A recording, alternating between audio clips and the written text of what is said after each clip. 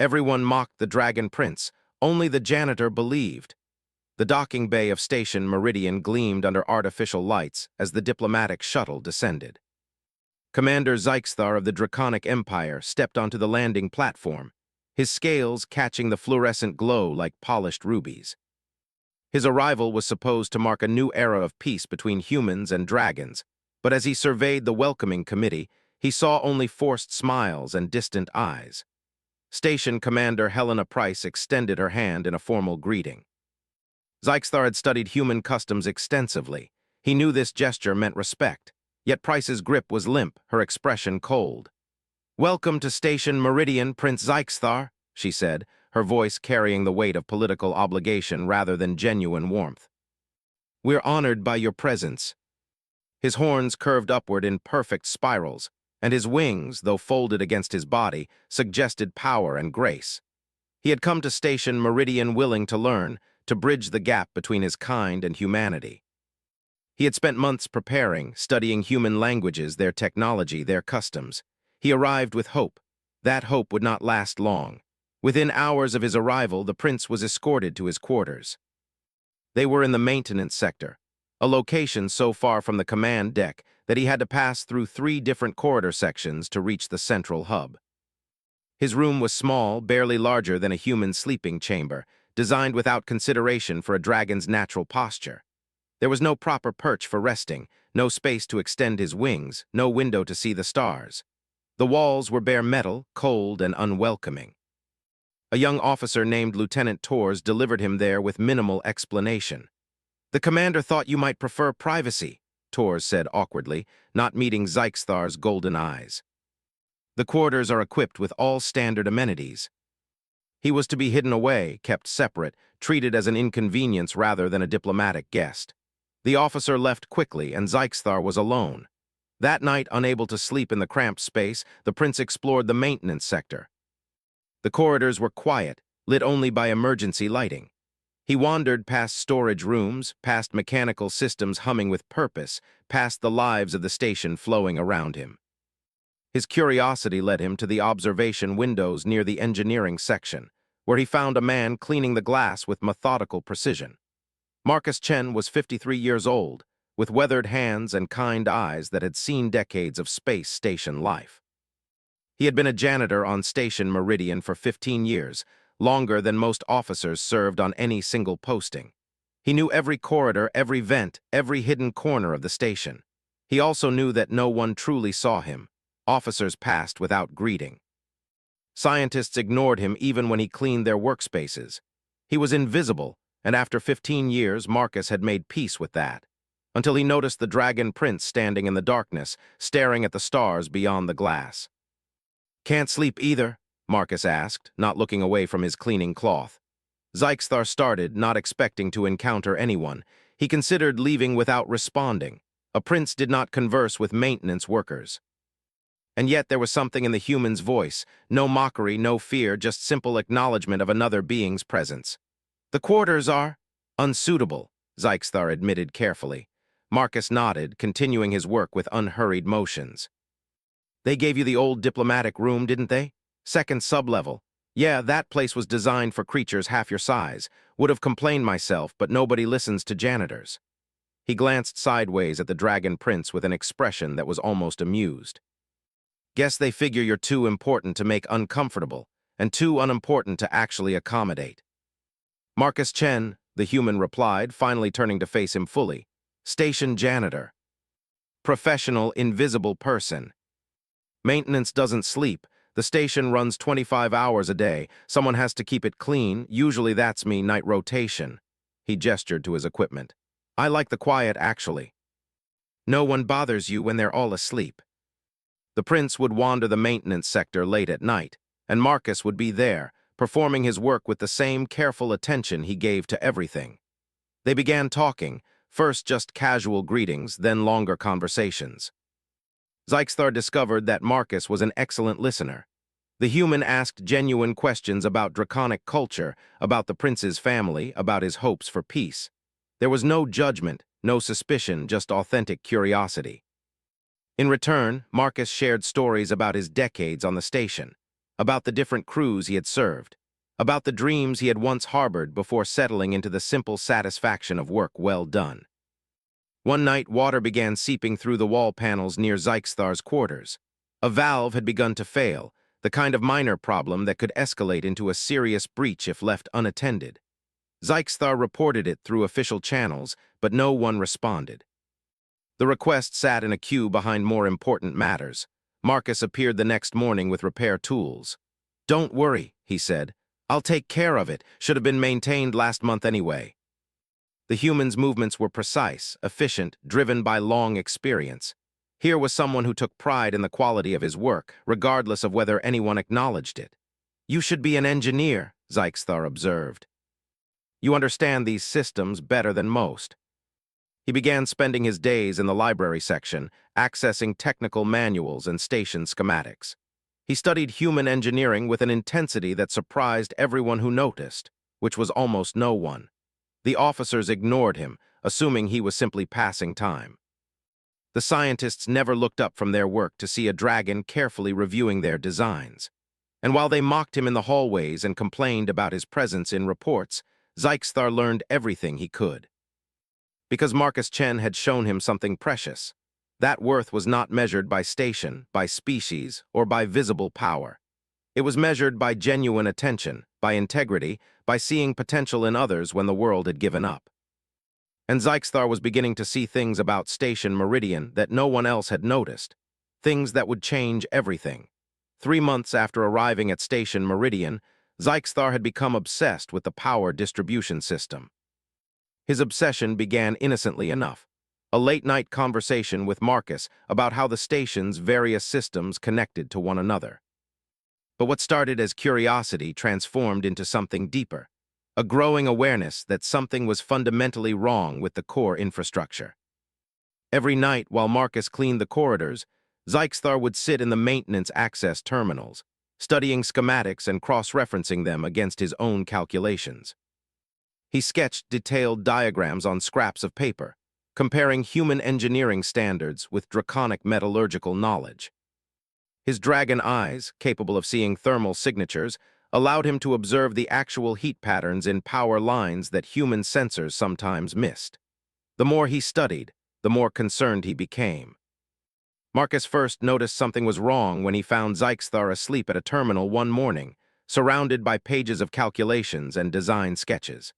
The prince looked exhausted, his scales slightly dimmed by fatigue.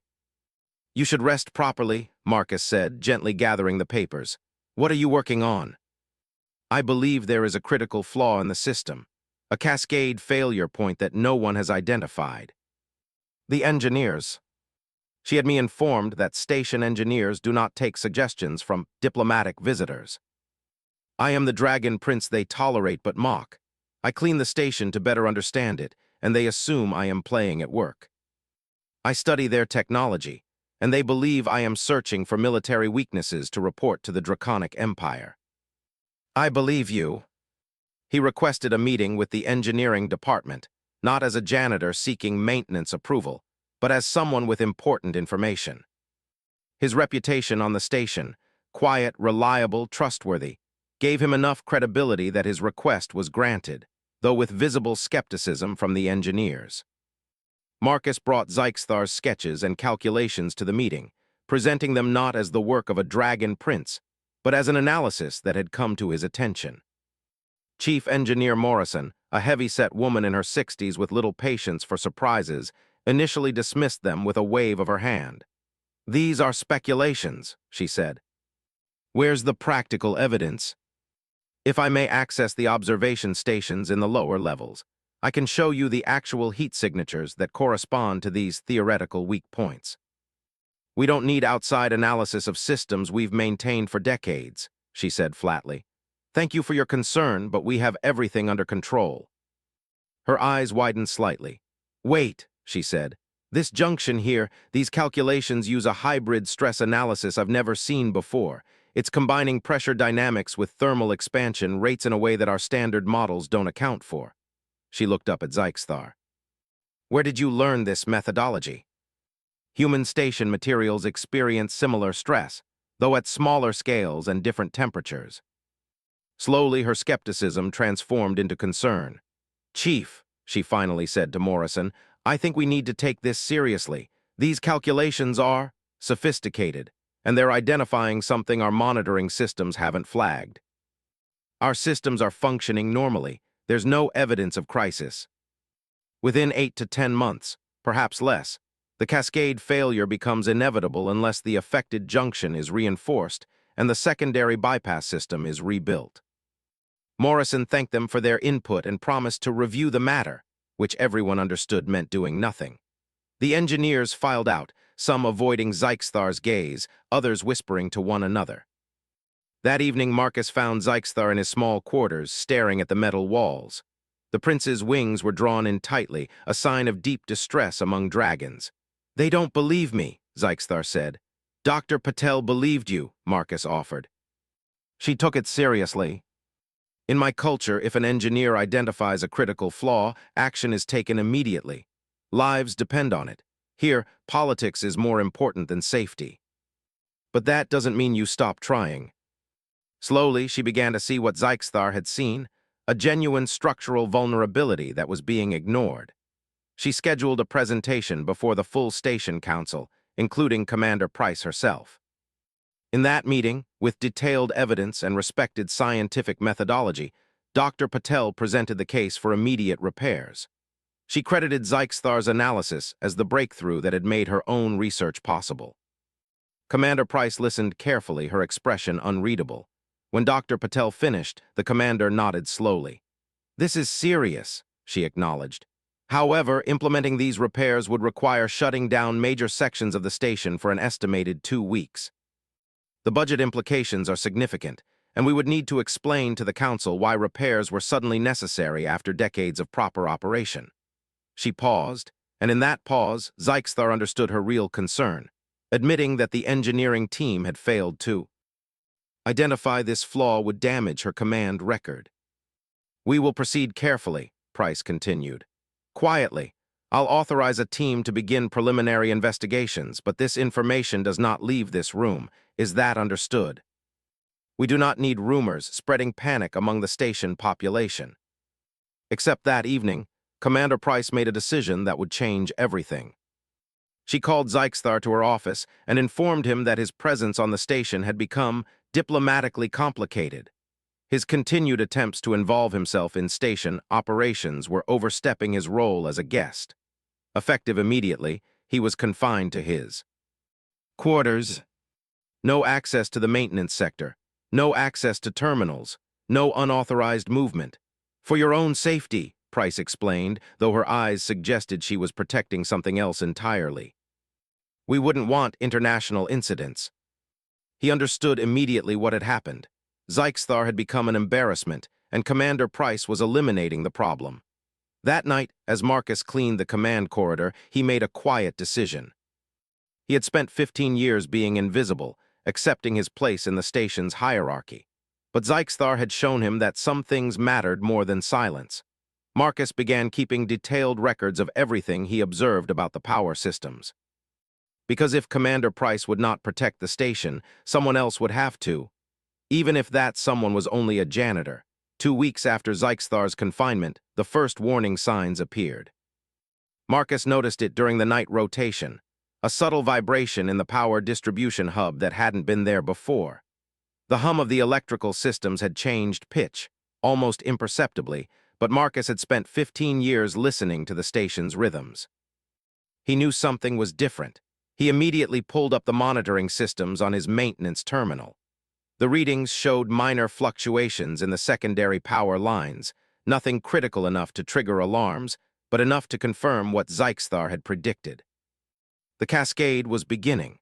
Marcus documented everything carefully, then made his way to the detention block where Zykthar was being held. The guards barely glanced at him as he entered. A janitor delivering maintenance supplies was beneath their notice. He found the prince in a small holding cell, looking exhausted and defeated. "It's starting," Marcus whispered urgently. "The power fluctuations. I'm seeing the patterns you predicted. We have maybe hours before the automated systems detect something's wrong." "Not if it means admitting she was wrong to ignore your warnings." She'll try to patch it temporarily, buy time, hope the problem goes away. It must be rebuilt properly, or the failure will simply occur later with greater catastrophe. I'm getting you out of here, he said quietly. That is impossible, the guards. The guards at the detention block entrance were focused on their screens, not on the maintenance worker walking through with a tall dragon beside him. Marcus had learned the patterns of the station's security over 15 years. He knew the blind spots in the camera coverage, the service corridors that bypassed the main hallways, the maintenance routes that connected every section of the station. Within minutes, they reached the engineering access point in the lowest level of the station. Emergency alarms began sounding just as they entered. The power fluctuations had finally triggered the automated alert system. The station shifted into emergency protocol. Red lights flashed throughout the corridors. The communication system crackled to life with Commander Price's voice. All personnel, this is the commander. We are experiencing a minor power instability in the eastern distribution grid. Remain in your assigned areas. Engineering teams are responding. As Marcus and Zyxthar descended into the reactor chamber, they could see the problem with their own eyes. The primary junction that Zyxthar had identified was glowing dangerously bright. Heat shimmered around the connections, and secondary systems were beginning to overload as they tried to compensate. There, Zyxthar pointed with a claw. The tertiary coupling. It is failing faster than the calculations predicted. The ambient temperature must be higher than expected. I will need to manually stabilize the cascade while you redirect the flow through the secondary matrix. It will require precise timing. But the alternative is the loss of life support in residential sectors 3 through 7, approximately 2,000 human inhabitants. His hands shook slightly as he accessed the system, not from fear, but from the weight of what they were attempting. This was beyond a janitor's duties. This was beyond what he had ever imagined doing. But then again, everything about his friendship with Zyxthar had been unexpected. "Ready when you are," Marcus called out. Zyxthar approached the glowing junction. The heat was intense enough that even dragon scales, adapted for higher temperatures than human physiology could tolerate, felt the strain. The prince's claws were sensitive instruments, capable of manipulating components with precision that human hands could never achieve. He began working on the tertiary coupling, carefully adjusting each connection while the entire system threatened to cascade into failure. "Now," Zyxthar shouted, "redirect the secondary matrix." For a moment, nothing happened. Then the primary junction's glow intensified dangerously, and Marcus's heart nearly stopped. But Zyxthar was already in motion, his dragon body contorted into the narrow space between the power conduits, his claws making the final adjustments with impossible precision. The glow began to diminish. The temperature readings on Marcus's panel started dropping. The secondary systems, now properly supporting the load, stabilized the cascade. For a breathless moment, everything hung in balance. Then, finally, the alarms shifted tone from emergency to warning. The system was no longer failing, it was holding. "Reroute the tertiary backup," Zyxthar called, still maintaining his position among the systems. "It will provide additional stability while the primary junction cools." His hands were trembling now, adrenaline coursing through his veins. They had done it. Somehow, against impossible odds, they had stopped the cascade. Zyxthar emerged from the machinery, his scales singed and smoking slightly from the heat exposure. He was breathing heavily, his golden eyes bright with the effort. "We did it," Marcus said, hardly believing the words. "Yes," Zyxthar agreed, "but we must leave immediately. Security will trace the power adjustments to this location." Behind them, visible on the communication screens, was Dr. Sarah Patel, her face reflecting shock and understanding. "Stand down," Commander Price ordered, her weapon trained on Zyxthar.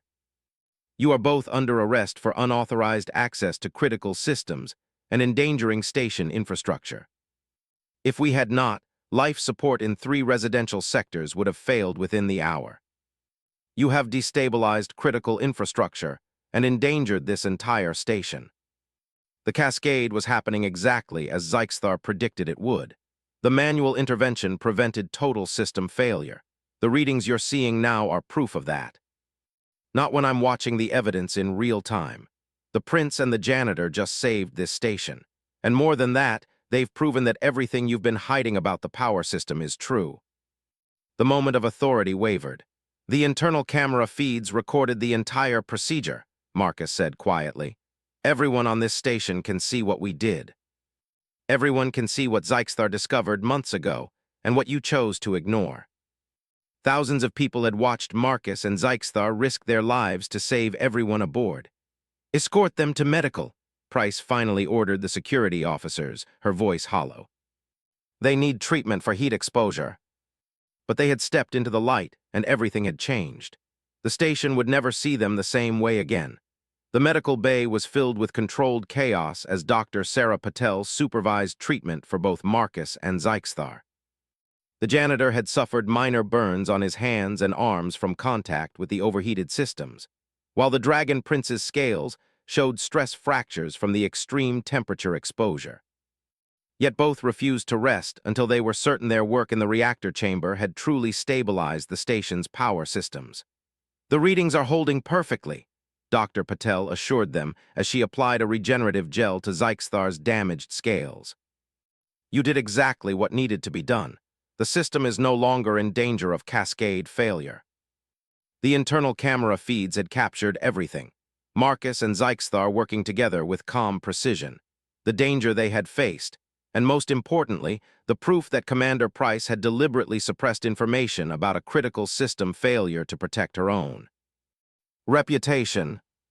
The reactions were swift and severe. By midday, the Galactic Council had initiated an immediate investigation into Commander Price's conduct. Messages flooded in from human and draconic authorities alike, all demanding answers. Chief Engineer Morrison submitted her resignation before she could be formally removed, admitting that she had allowed personal pride to override safety protocols.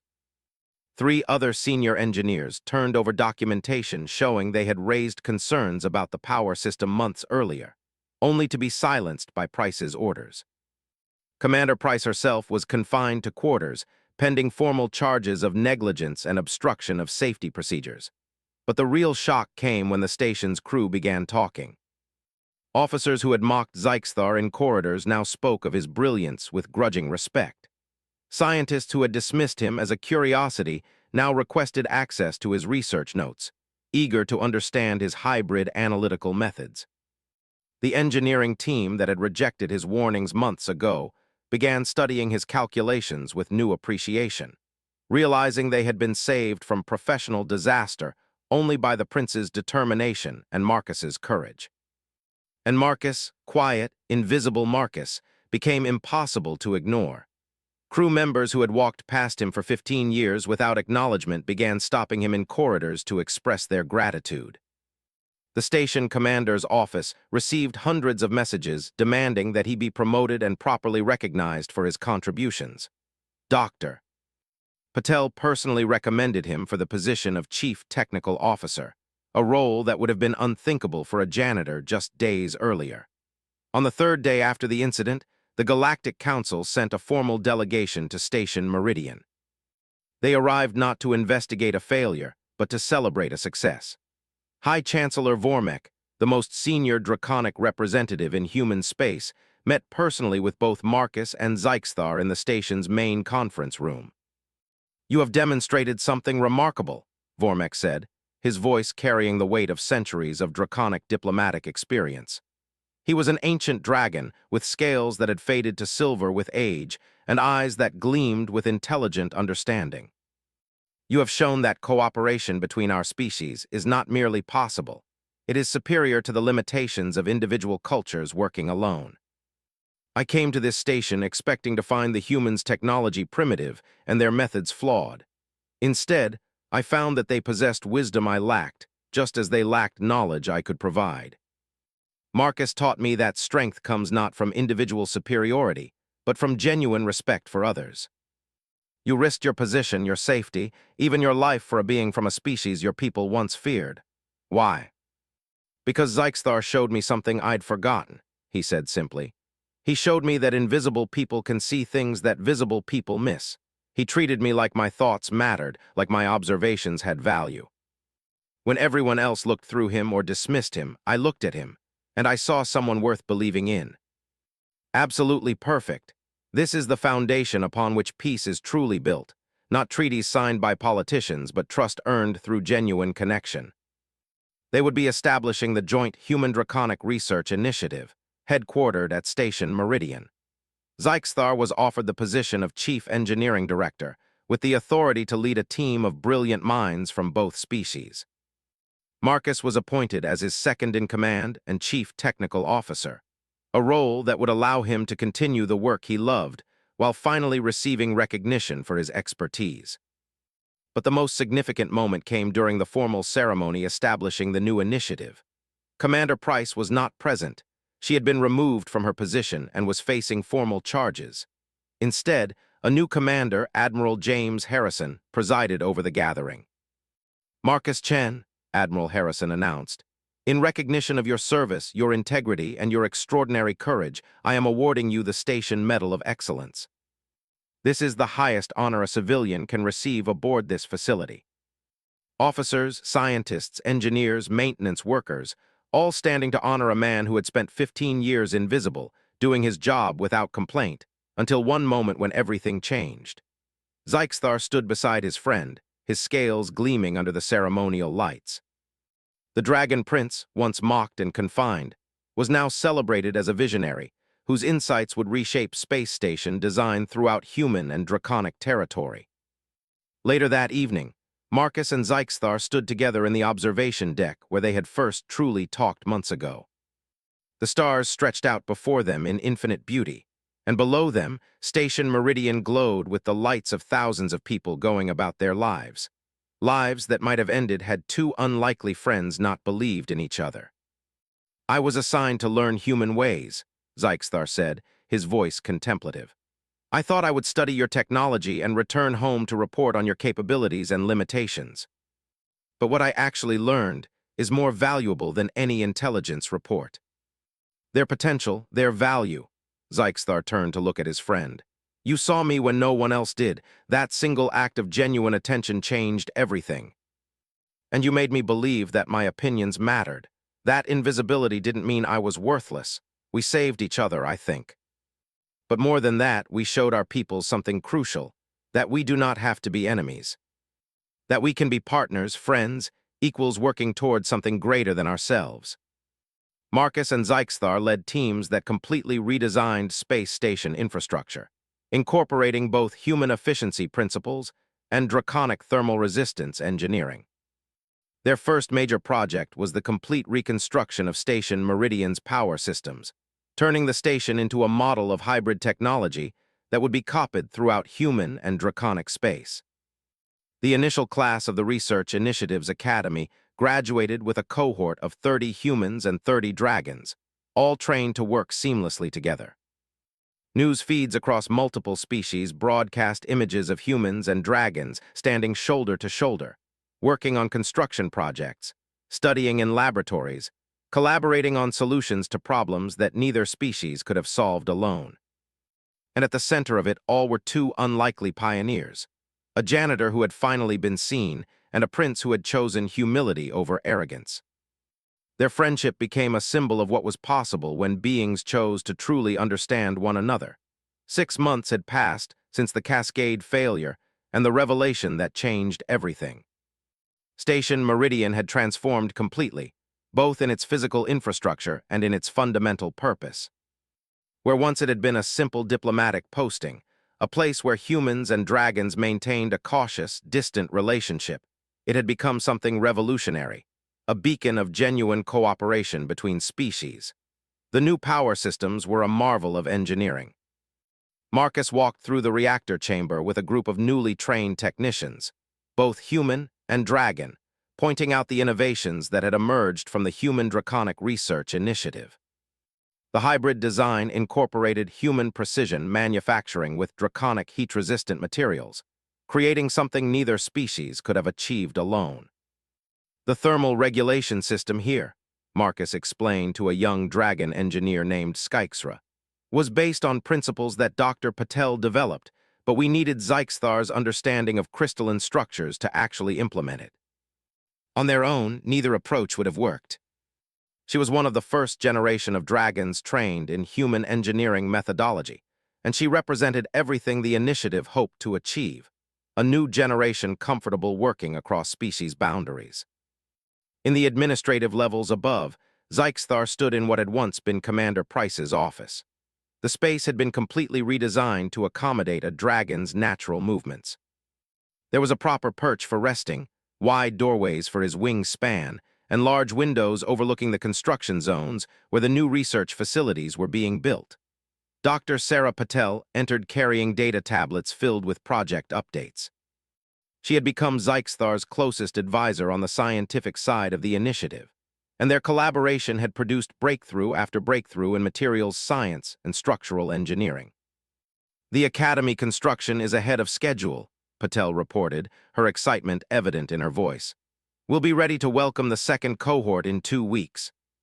We're already receiving applications from over 200 candidates, equally split between humans and dragons. Have we successfully integrated draconic mathematical frameworks with human engineering standards? Yesterday, I watched a human engineer and a dragon scientist develop a new approach to stress analysis that's different from anything either species would have created individually. They literally invented something new together.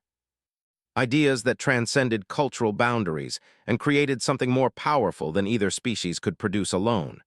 That evening, Marcus and Zyxthar met in their favorite place, the observation deck where it had all begun.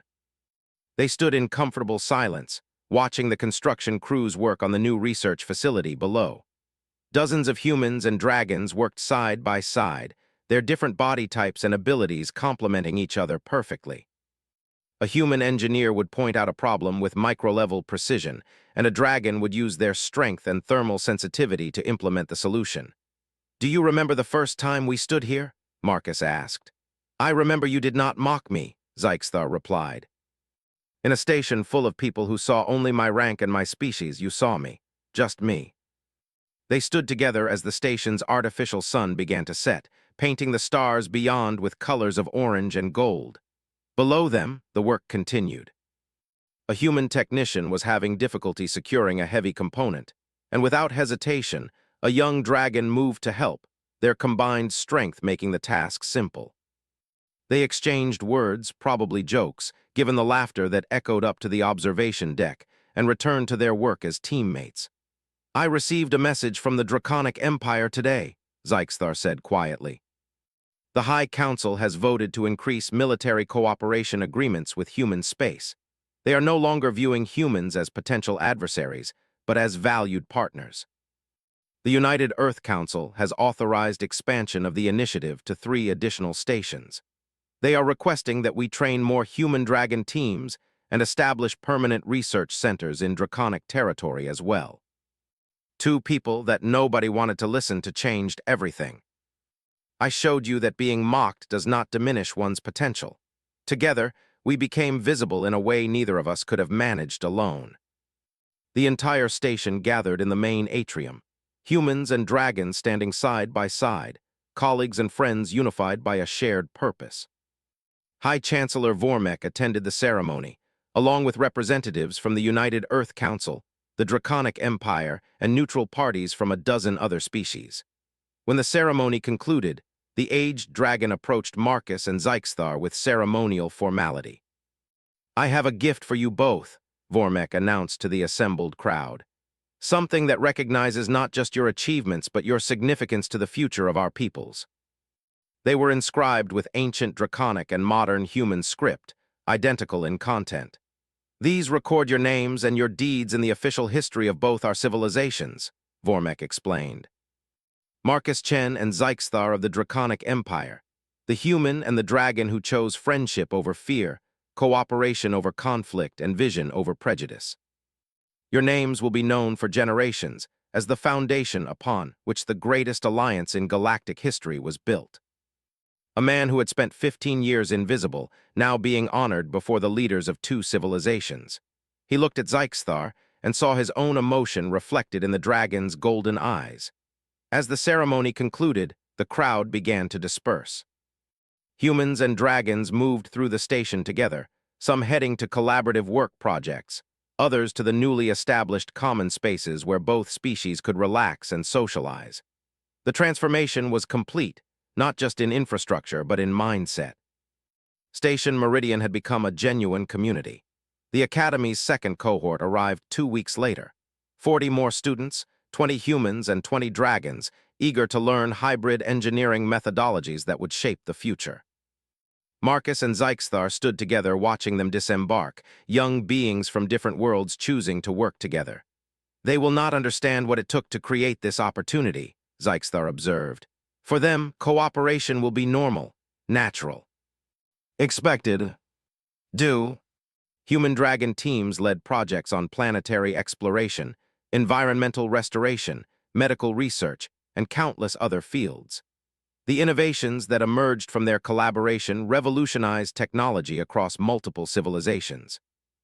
But in the hearts of both beings, the most important moment was always that first meeting in the maintenance corridors, when an invisible janitor had noticed an outcast prince studying in the darkness and offered him friendship without asking for anything in return. Marcus had left behind his cleaning supplies and low position to become chief technical officer and an honored figure in galactic history. Zyxthar had abandoned his arrogance and isolation to embrace collaboration and genuine connection. Together, they had discovered that true strength came not from individual superiority, but from the courage to truly see another being and honor their value. As Marcus walked through the observation deck one final time before his retirement ceremony, he paused to look at the stars. Somewhere out there, new stations were being built, new teams were forming.